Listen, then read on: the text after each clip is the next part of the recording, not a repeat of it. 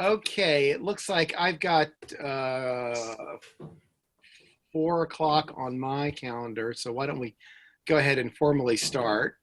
So good afternoon. My name is David Smith, and I'm the president of the Forge Center for Peacebuilding and Humanitarian Education.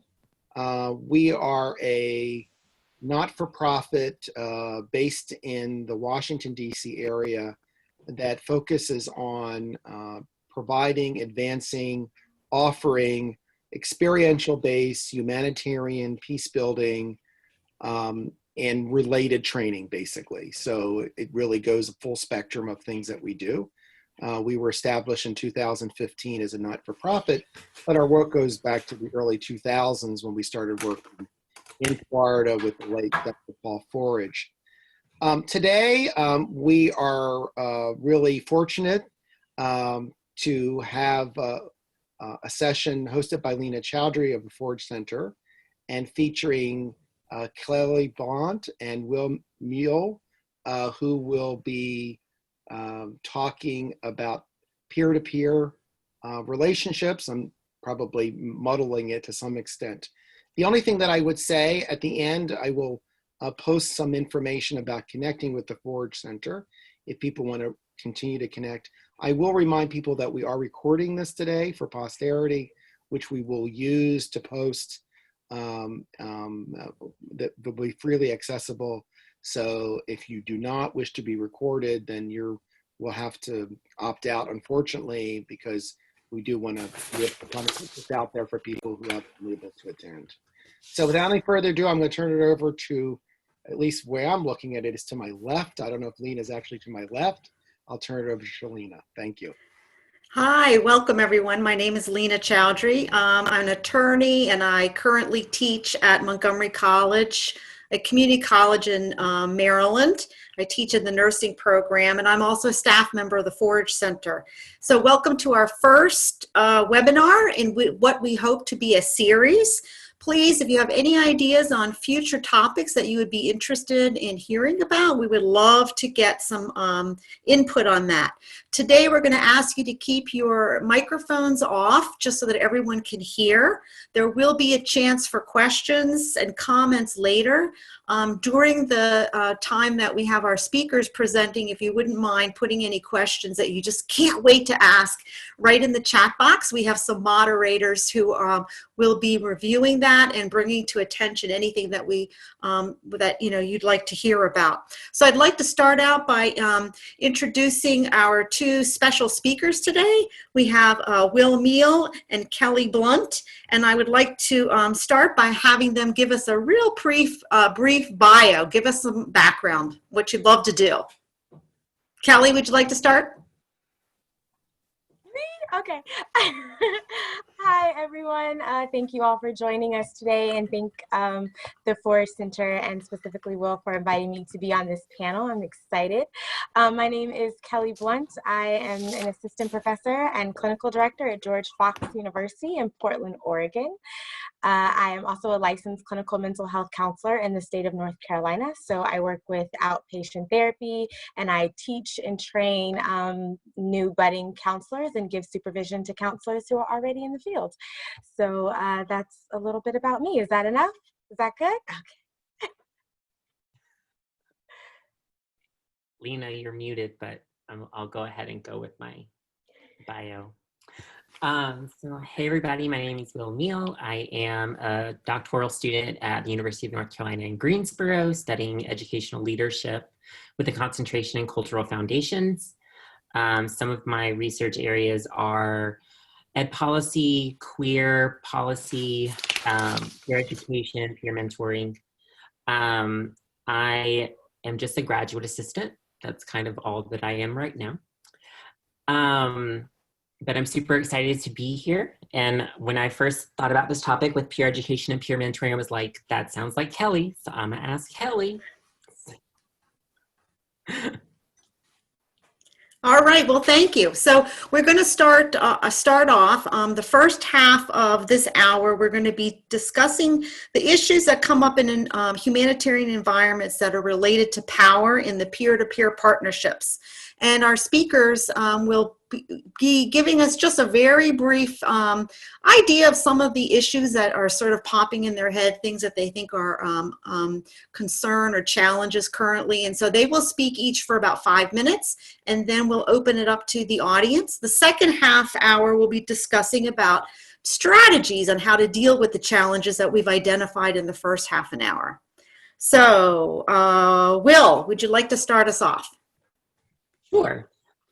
So thinking about power, I think power is it's almost like a buzzword, like we don't really know what power is because we talk about it so much. But within this context, I think of power as something that is an ability to influence or control someone else's thought processes, physical actions, or general direction. And that could be, if I think within the humanitarian context, it could be if you're a country director providing information, if you're an organization providing services. It's really about power can define accesses. It can define not even just access. It can provide information. It can provide with the quality of information. It can provide the accuracy of that information. So power can be used either to lift up or to oppress others. Okay, Kelly, would you like to address sort of the power in peer-to-peer relationships?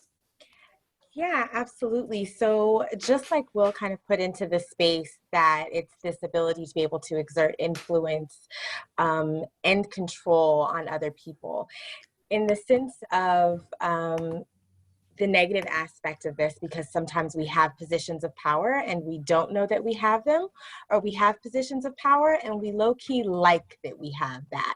And so that can kind of disrupt congruence in peer relationships and unhealthy power dynamics. I'm a mental health counselor, so I can't help but think about how unhealthy power dynamics can bring so many mental health issues or exacerbate other mental health issues that are happening. So if you're talking to someone that you really want to help as far as humanitarian work and there's this power shift, then I can feel anxious because when I'm asking for help, you're enjoying this power that you have over me. So I'm having these ruminating thoughts. I'm not feeling well.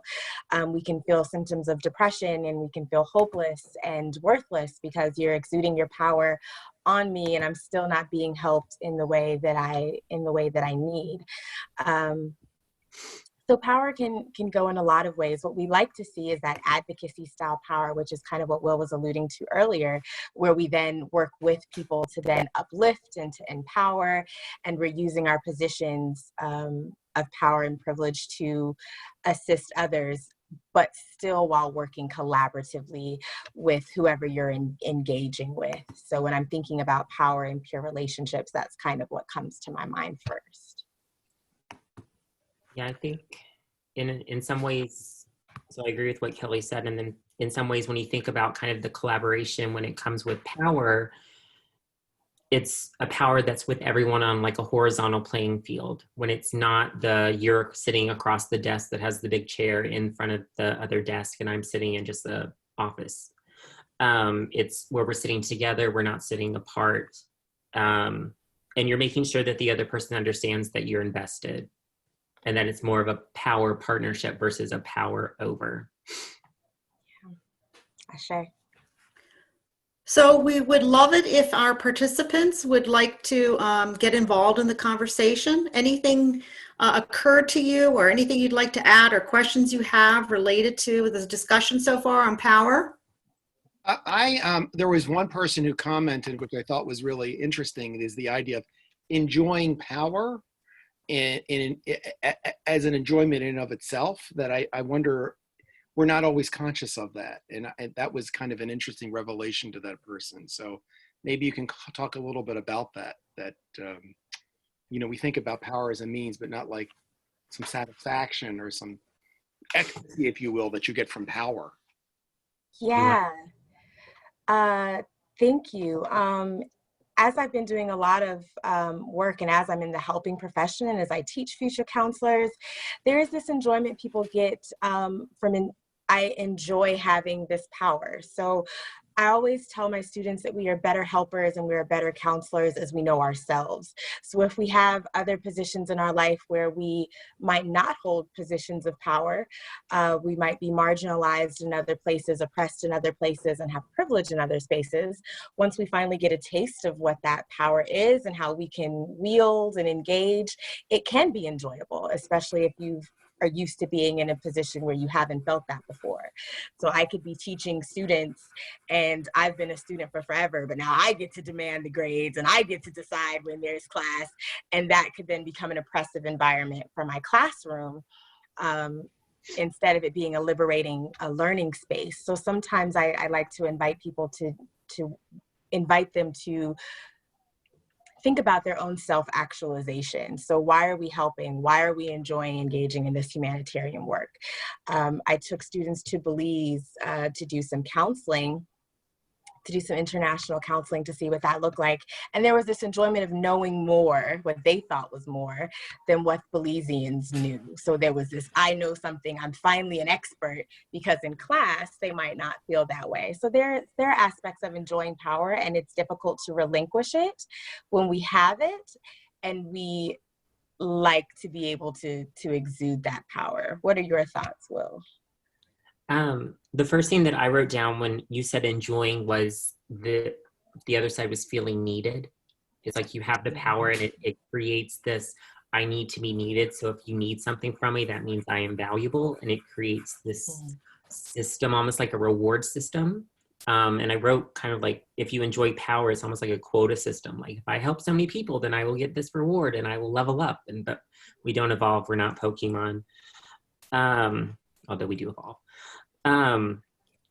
But then thinking that it can go both ways if you're being too, if you're too invested in the fine details of you having ownership of everything, and having this, because I made it, I own it, I have it, no one else can have it. And it's like, and then it's like power becomes toxic because you can't share what you have with the community in an open way where it's not an exchange. Absolutely.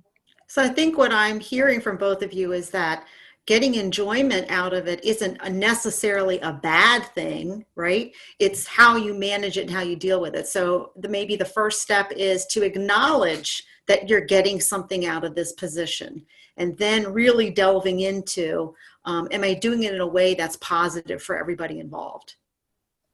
Yeah. Mm-hmm. David, are there any other questions that have popped up? There are a couple ideas here. One is one question: what are the sources of personal power? So looking at specific sources, that's one question. I'll give you a couple here. Another question was, some of us may be managers of people who may not be cognizant of that enjoyment of power.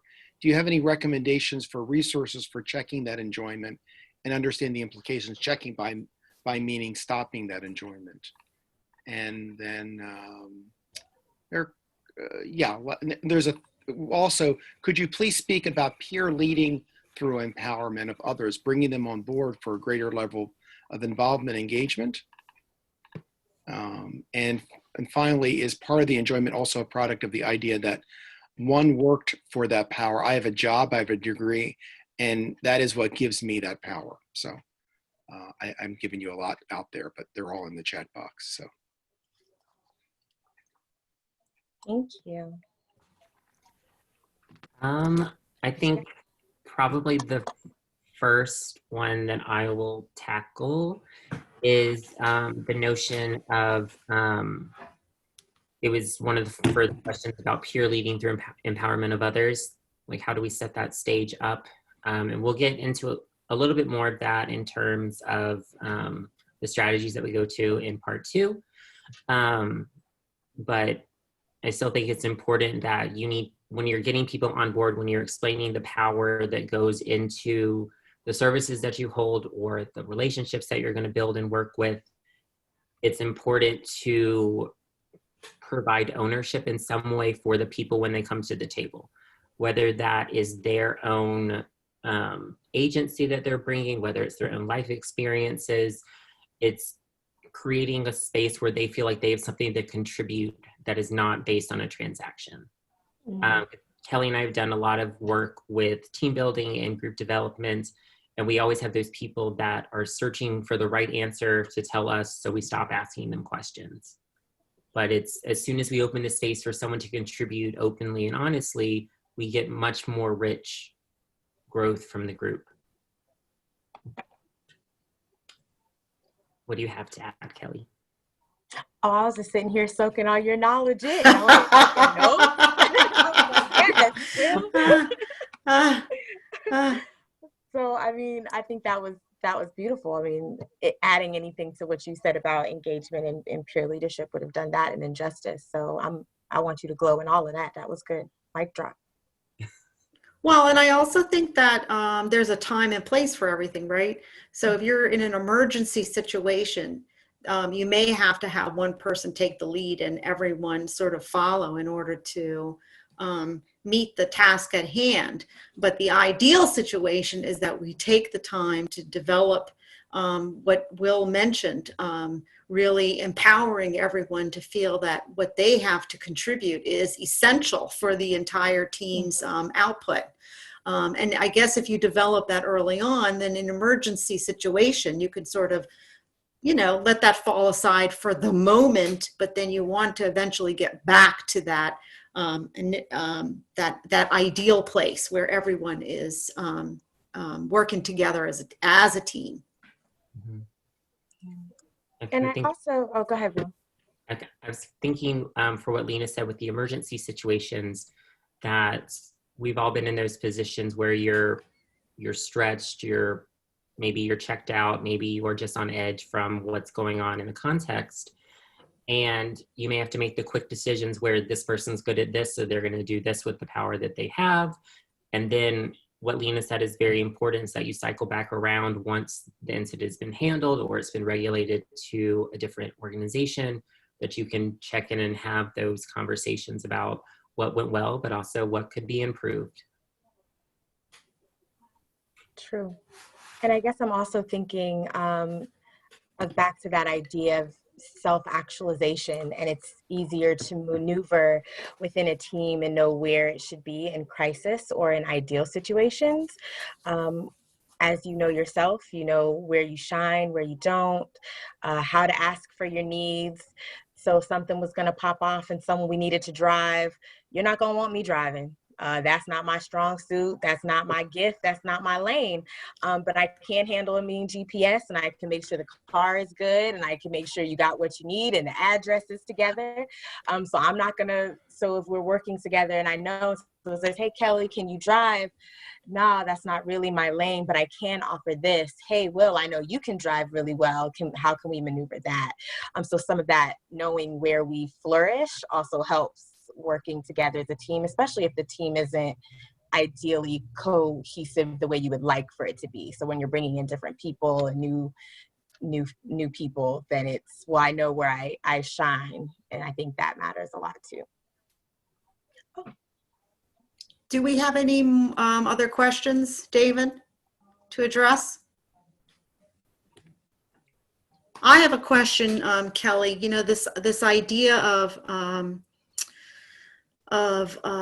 learning where the power is and understanding yourself and how you are in the sort of the hierarchy of an organization. All of that takes a lot of time, and it takes initiation by whoever is the leader of the group. Do you see that most teams take the time and have the skills to really delve into this topic? Do most teams do that? Nah, no, they don't. They don't, but they should, which is why I think I center so much on, and it's an odd place to come from, because as a Black woman, I love collectives so much, and I work and maneuver so well in collective. And there is also that individual responsibility within the collective of you having to kind of do your own work and kind of figure like what that is for you. So then you can maneuver, and then you can move the way that you need to, because you know yourself.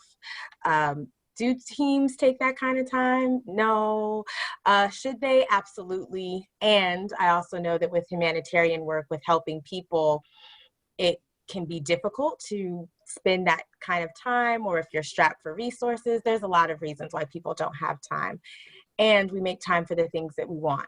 So if we know that it's important for us to do that, then I would always encourage teams to do that as collectively as possible. Will, it was sort of a rhetorical question because I had a feeling Kelly's answer was going to be no. How about you?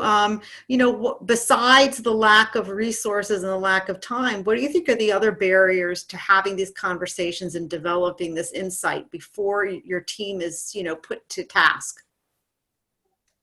I think, I don't want to call them children, even though that's what popped in my head because that's what we used to work with. They don't want to talk about themselves. They don't want to have those conversations that they need to have with each other about, maybe not so much like, what's your favorite color while we're on the plane to go be deployed, but like, what are your like do's and don'ts? Like, where do you ride in? They don't want to have those conversations with someone that they just met, even if it is vitally important that they have those conversations. And it may not have, I enjoyed Kelly's example about like, we're going to drive a car, but we may not be doing this car. But those seem like easy conversations to have, but it's like, what kind of people do you work with in the field? Like, what do we need to know about you and your history so that you can be most effective, so that I can be most effective? It's like having those conversations where we go beyond surface level are scary. Even though they're not necessarily scary for me or for Kelly, but just for anyone that you've just met, like you can't be expected to go from 0 to 100 on the deep scale.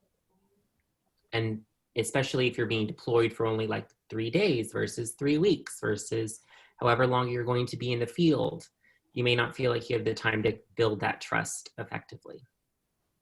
And do you think that takes us full circle back to power? Is the fear related to the fact that people tend to feel powerless until they can develop that relationship or understand the politics of this particular group? I know that in my case, I think it also has to do with American academia as well. You don't want so many people to know so much about you because then they could use that against you in certain ways. Or even in like a personal world, like you have to be selective on what you share because you never know when it could come back up, either in a positive or in a negative way. So it's almost like, what can I share with you to get the point across without leaving myself vulnerable? I think vulnerability is the larger piece of it. It's an unwillingness to be vulnerable and to give away that power. Fascinating. Do either of you think that is a feeling that is only or more highly perpetrated in the United States? Or do you think that's sort of common human nature? That feels so loaded, because the first thing I thought about was just the colonization of Western culture to other spaces. So even though you could be deployed into another country or to another place, the colonization of Western culture, of fear, and like that's kind of built in, especially like into so many aspects of culture. So it's interesting to think about, well, is that an American thing, or is that around the world? Well, I don't know. I'd want to, if it was like Wakanda, untouched by colonization, then I could answer the question, right? As I sit here with my Wakanda background. But without knowing that, I wouldn't know, because so much of our culture as we know it has then moved into other countries and disrupted so many indigenous and native cultures and belief systems that I don't think that's an easy question to answer, because there's so many historical implications behind just the detriment of colonization into other cultures. So for me, it's not an easy question. It's a complex question. Of course, I'd love to hash it out. I don't think I have that kind of time today, but whenever we want to get this together again and talk about it, I think it's a conversation worth having, but that's a complex question. Yeah. David, Catherine, are there any questions from our audience that have popped up? What I was thinking, can you hear me? What I was thinking about doing is letting people raise their hands. We've got a group of about 15 folks on the line. So if you raise your hand, I should be able to grab that and then let you in, and we can let people ask their own questions. How about that?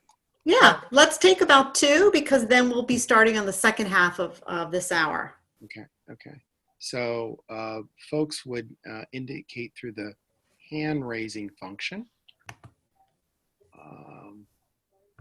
There are a couple questions here. While I'm waiting.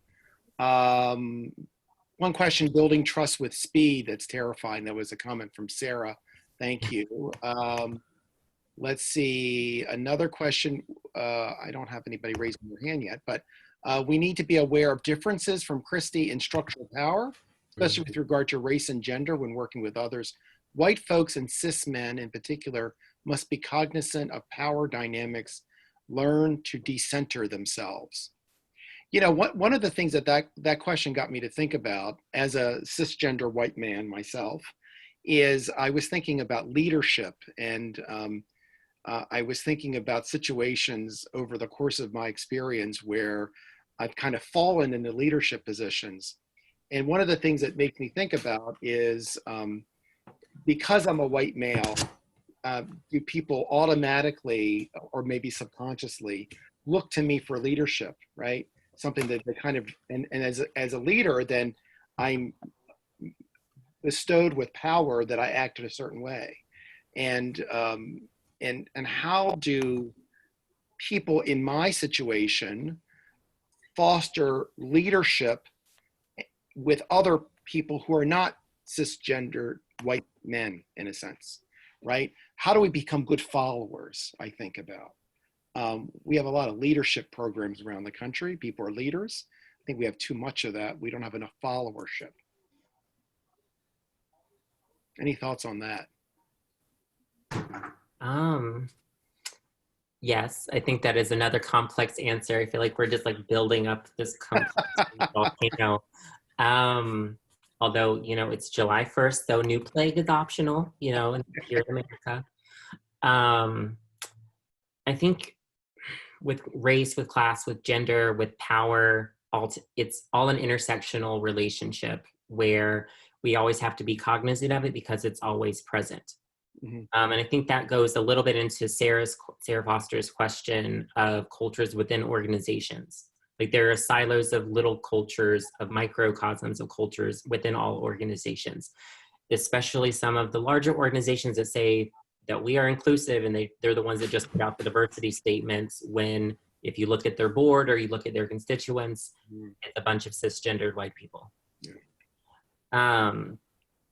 But when I think about like decentering with power, I think it could even go with what we talked about with enjoying power. Like they've held on to that power for so long that when it's like we're going to talk about decentering and recentering marginalized groups, and you get this almost like they start breathing heavy, they get this anxiety built up like, well, I have this, so why do you want it? Because if you have it, that means I won't have it anymore. Right. That fear. So let me get some of these questions here. Jess raised her hand. I'm going to unmute her so she can ask her question. Jess? Can you hear me? Yep, we can hear you. Hi, so this is Jess Bonin-White. For those of you who don't know, I'm also at the Forge Center, so thank you for taking my question. I actually wanted to go off of what David just said. I thought that was really interesting. So you can't see me, I'm a white woman, and as a female in not only the sort of humanitarian emergency management world, but also in academia, I'm really interested in this idea of sort of this enjoyment of power and sort of that. I mean, that really made my mind go boom about 20 minutes ago.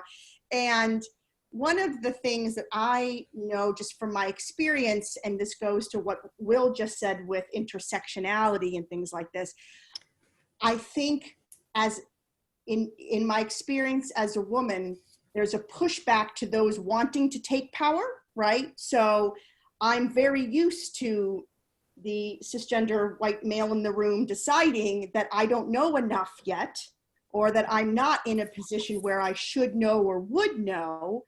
And so therefore, anytime I experience that sort of pulling of power, or that pulling of, well, let me take that question, or let me explain it, or just, you don't get to speak, right? I mean, for me, it's a gender imbalance, right? And so then that also means that sort of I've been trained over the past, oh, here it goes, I'm 44, past 30 years of educational experience, that I have to fight for every word that I say, because automatically I don't know. And so I'm wondering, as the Director of Education and Training for Ford Center, like also too, and I think you might be getting into this, I don't know, like how we actually create the learning opportunities to not only safely begin to follow and know that it's not necessarily something where people are trying to take away your power. I mean, as David just said, sort of potentially on his own, he's thinking he needs to, because there's sort of a vacuum, right? Mm-hmm. How do we put that into our training? How do we make that an integral part of the training experience, given that we are going into situations where there's incredible imbalance of power? Well, thank you, Jess. You're taking us right into our second half of the webinar, where we want to talk now after we've identified all the challenges and some of the issues, or not all, but some, we want to now talk about strategies. So Kelly, would you like to start our conversation? Yeah, thank you, Lena. That was a really great question, Jess. Thank you. And I love the intersectional identities, because even as you were sharing, in the mental health profession and the counseling profession specifically, it is very white woman focused. So that's back to that enjoyment of power, where my colleagues across the country in Counselor Ed can speak to, there's a lot of white men, and women need to have seats at the table, et cetera, in a very cisgendered way, which is also problematic, and we'll talk about that later. As a Black woman, I'm often shut down from white women in the space, because they are enjoying the fact that they have now silenced white men at the table, and now it's white women at the table, and now me as a Black woman can't talk, and then our transgender kindred can't speak. And so that's that perfect example of what it can feel like to enjoy power, even as you are in a marginalized position. So you are both oppressed and oppressor at the same time, and how that impacts relationship. And I also heard you use the word safety, and how can we get to this place in our education and training in a safe way. And I get that a lot from my students, that they want to ask and request like safe spaces as we're talking about race and intersectionality. And sometimes we get safe mixed up with being uncomfortable.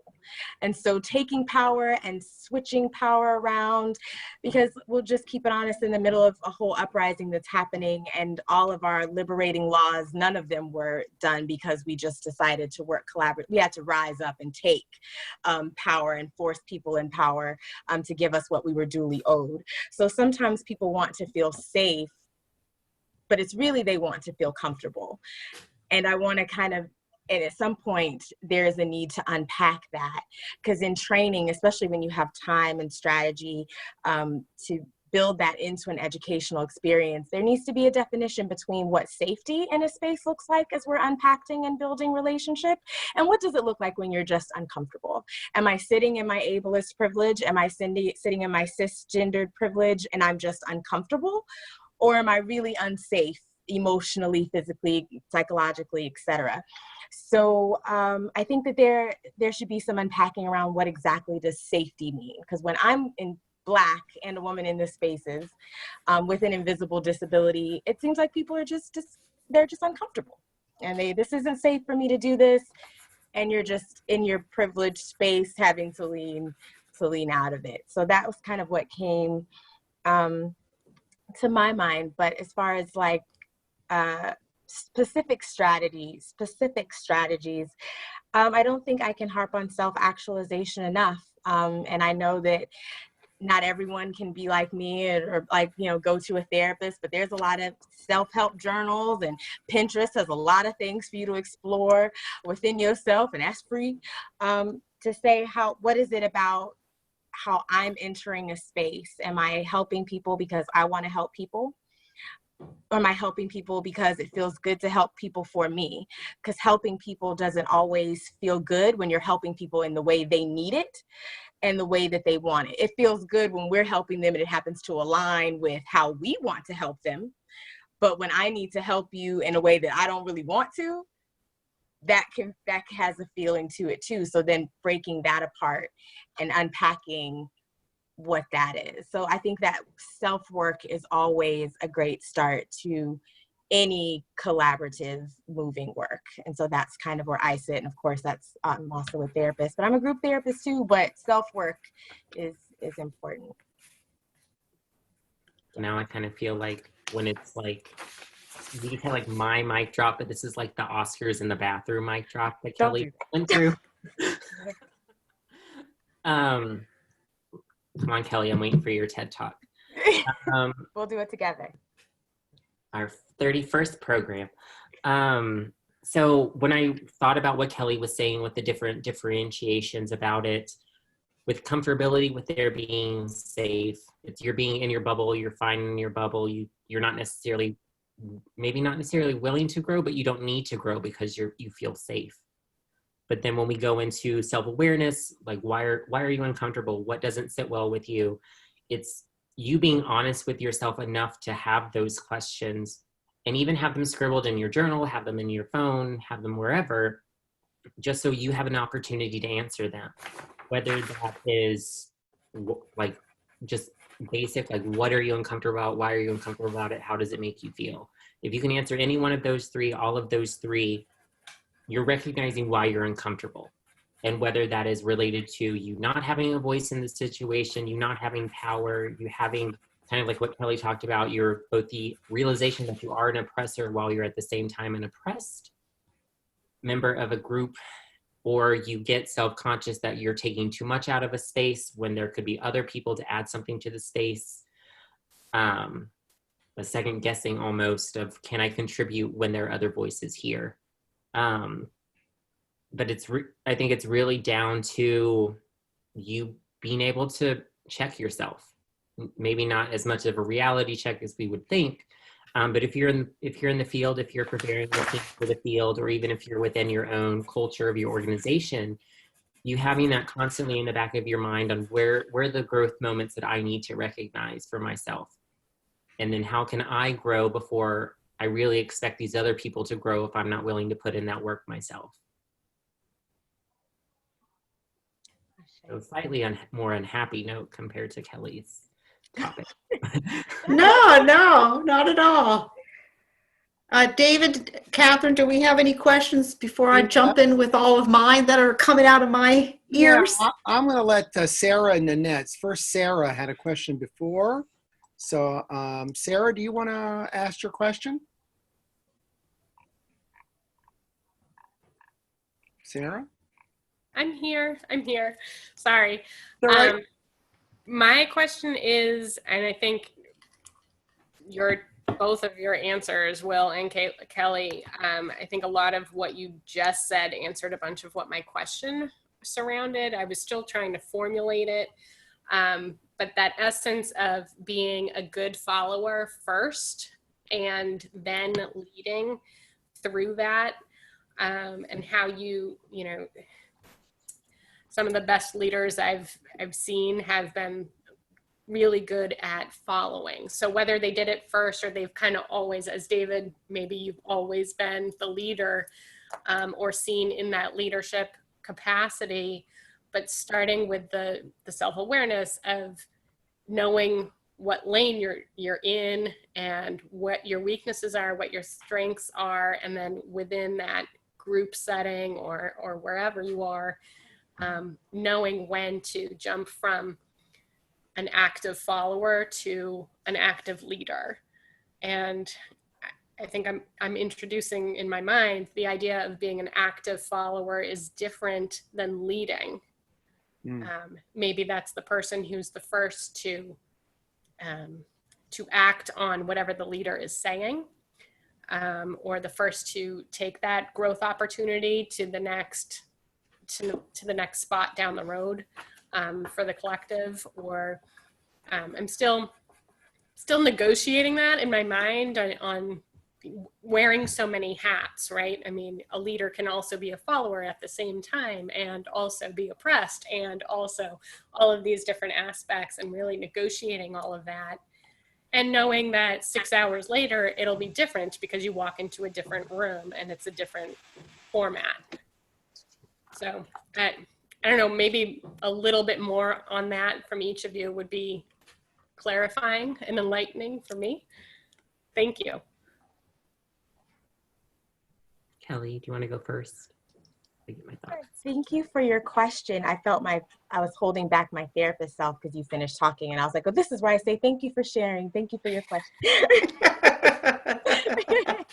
a good habit. This is the time to do it. No, I really appreciate what you shared and what you put into this space. And I also would like to offer my Afrocentric perspective here, that this idea of following and leadership and who's in front and who's also has its roots in Western ideology. So I work really well collaboratively and collectively. So when I'm working with people, when you see Mother Teresa and Gandhi and ML and Martin Luther King, they all worked, even though Martin Luther King was an orator and he spoke, Malcolm X was an orator and he spoke, they worked within collectives, and their lane was speaking. But when it was all said and done, they went back and they worked within this collaborative to make change. And so I like to reframe that idea of what leadership looks like and adjust it to the collaborative and what that looks like to work collectively, where there isn't one leader. We all work together within the things that we're good at. And in that way, the whole collective thrives. So the tribe does not move forward without the medicine woman. It doesn't move forward without the hairdresser. It doesn't move forward without the agriculture. It doesn't move forward without mothers, without fathers, etc. And if one of those things no longer works, then the tribe is no longer working and functioning. So that's kind of where my heart lies as far as leadership and power and working collectively. I have a very Afrocentric Western African kind of view on how I do that. And I do the same thing in my classrooms, which doesn't always go well with my students. They say, give me a syllabus, tell me what to do, and keep it moving. And I say, no, I'd like to invite us to have a conversation about what the semester is going to look like. We take 2 self-care days every semester. When do you want them to be? How do you want this to look? There's some things like, yes, you need to turn in your paper by 11:59. And there's other things in this learning community. How are we going to orchestrate it so this is your space? And I think people aren't comfortable with that because they're used to having one person in the front and then you have to get behind or follow. And some of the best leaders that you know probably worked with other people and they had collaborations and they were just great at talking. And so you see them and say, that's the leader, they're speaking. And they probably had a lot of collective conversations on the back end. We just like to highlight the people who are speaking in the front. So I think that's kind of where my mind is going as you're talking about what does that look like and how does leadership in that way look, and that it's so much more powerful when we can really honor and hone our collective and collaborative work, because that's when some really amazing stuff is done. And then you don't have those stressful power dynamics that come from colonization and putting you in one place or the other. So we're in oppressed places because someone has colonized, and we need to decolonize these ideas to the collaborative, which is where a lot of our ancestors across the world, that's where they started. And Will, do you have anything to add, Will? Well, my internet cut out, so I came in at the tail era of Sarah talking and was just like, that last sentence sounded great. And then Kelly started talking. So you were talking about leadership. Was it related back to your question about the leadership within a organization? I think that Sarah was asking, if Sarah, you can, I don't want to put words in your mouth. She was asking about what is a follower? How does that work? And I was thinking too, Sarah, that follower sounds very negative and demeaning and weak. And I like that you said active follower. And I think that Kelly, if you all agree with me, was sort of defining what an active follower is. It's a collaborator. Yeah, I would agree. I always had that connotation myself, and I recently had a short class where it was, you know, raising the follower up on this pedestal that I only in my mind had reserved for leaders. And how Kelly just defined leaders is exactly what I had in my mind prior to this course. So yes, Will, it was more about how in an organization or in a group setting or a team or any, you know, subset of how one can wear multiple hats and what that looks like. And I kind of went through this long ramble, which God bless you, you missed. And it was a bit about how a follower who was first to act might be called more of an active follower, based on what the leader had, you know, talked about, or how the collaborative, and now I'm thinking more about how Kelly answered, and how the collaborative organized around a movement or an idea or a goal, and taking that first step would be the active follower, not necessarily the leader who's doing it. Yeah. When are you going to be a panelist, Sarah? Oh my! Can I butt in? And I really ramble. I want to, Nanette had her hand up also, so I want to give her a chance to ask a question that she might have had. Nanette, are you still there? Yes, I'm still here. Hello, everyone. Good Hi. to see some faces that I know. My question was to the first part about enjoying power. Mhm. And at the moment, I was thinking about how some organizations, especially organizations that are based in the developed world, can go to work or send their teams in developing countries, where now you are entering a new country, you know, with, let me say a person is entering this country with that power, you know, you're coming as a leader, but then the country you are going to, or the team you're going to be working with in that country, has a leader. So now you have two leaders or two people who are in position of powers, but from completely different parts of the world. I am interested in because I have seen it and I have heard of it a lot, even recently. For example, this newcomer leader, we are, you know, yes, we are in 2020, but we still see it where, you know, they can come in and say, oh, let's do this way, rather than listening to those who are already in the country B, in the developing country, where they know everything that is happening. Then now you have two leaders, you know, who are fighting about this power, but at the same time enjoying the powers that they have. I don't know if you understand what I'm trying to say. So yeah, that is what the question I had earlier. Kelly, Will? I think did we lose Will? I think we lost Will. Oh no, we lost Will. No. You know, I'll be up here looking. He texts me back. Like, I'm coming back. Here he comes. Okay, there you are. Here they are. Welcome. Did you hear the rest of the question? You were gone, but Nana had already shared. I just want to know if we need to update you. I think I'm good. Did you good? answer? I wasn't, because, you know, I was looking for you. You know, I miss you when you're gone. I miss you when you're gone. So I think I like your question, Nanette, I really do. And I think it goes back to this idea of, again, of colonization, this idea that someone who is not in the country and is not from that country or that community can now come in and assume that they have a position of power.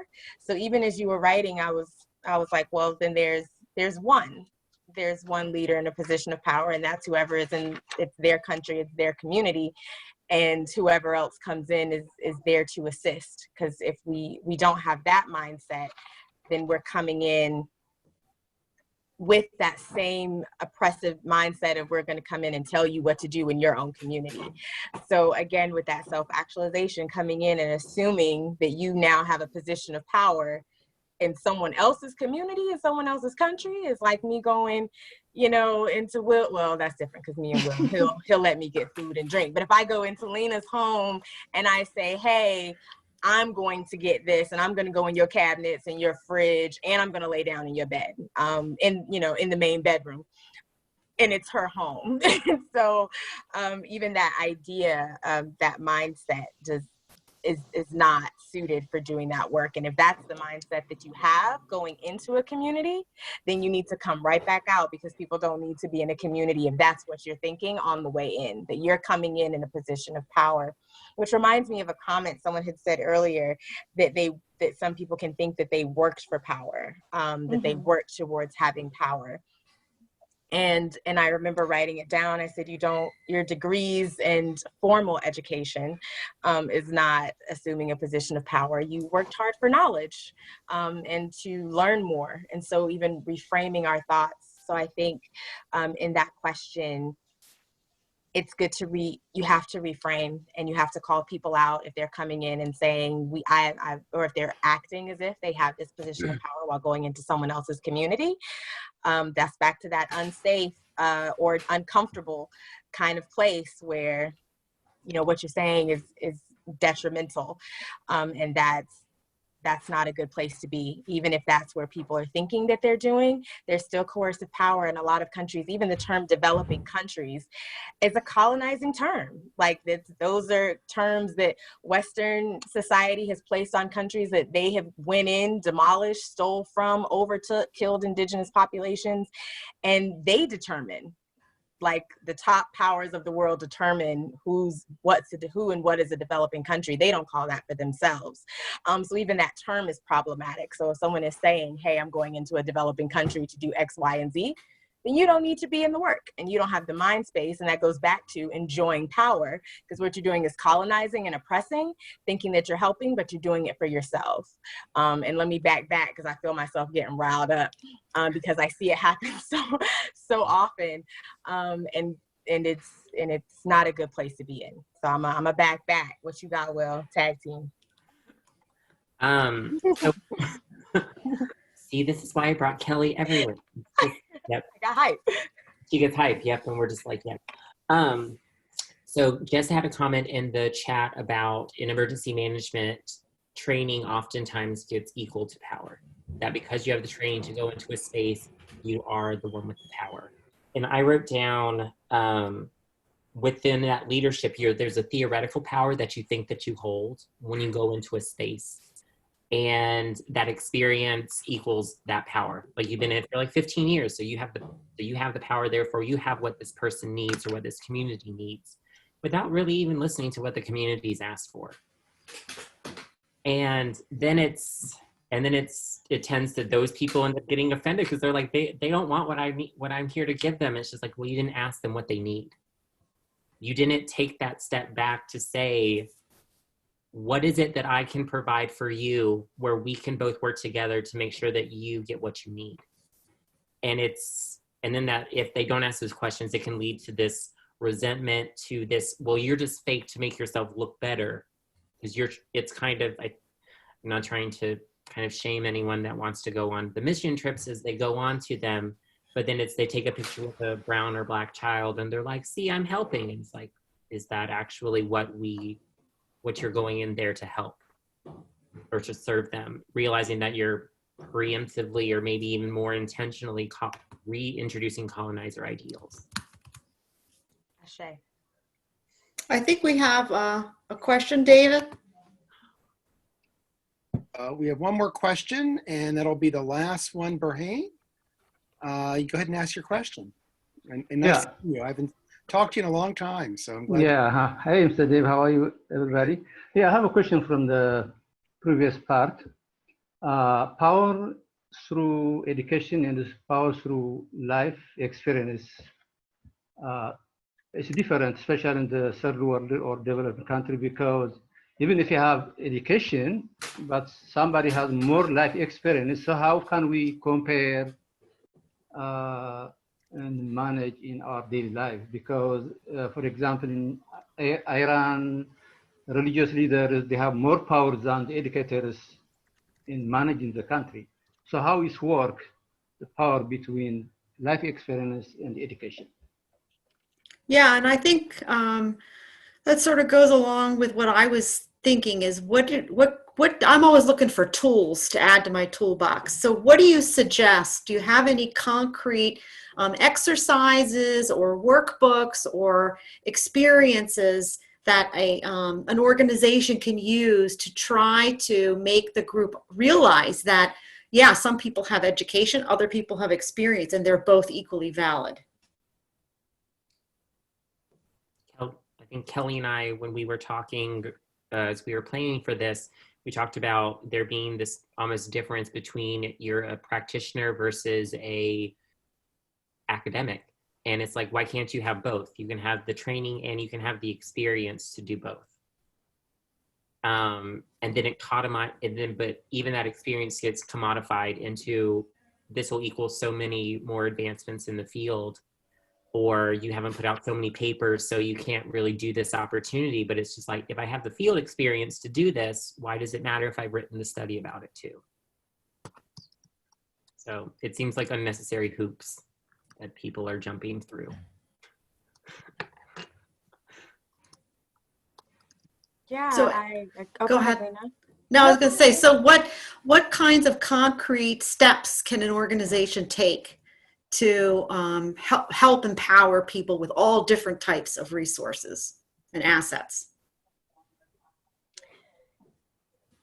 Yeah. In my head, I'm like, people want easy, not easy fixes, but people want fixes. And I get that question a lot, especially in the midst, as we're in the middle of an uprising. And they'll, well, what can our organization do? And what can we move towards? And I'll still look at them and say, and what are you doing in your personal life? Because you can do X, Y, and Z in your organization, and you can still be rotten. It was kind of like when Jeff Bezos from Amazon put the nice little Black Lives Matter on Amazon Prime. Thank you, we appreciate that. And you're still offering substandard work environments for your employees that vastly impact Black and brown people. So that's a problem, even as you're saying X, Y, and Z. So I have, and I don't know who I can share it with, but I have like a running book list that I use, because of course, as my counseling self, I always go for self-actualization. I keep a book list for people who can read about disability justice work and anti-racist work and systems and problems in legal systems, so we can educate ourselves, and not formally, because we know all education has nothing to do with formal education, but we can listen to the people in the field who are writing things, and then we can continue to grow. And then when we come together, then we can move, because at this point we can get to a space where we all can get together and talk.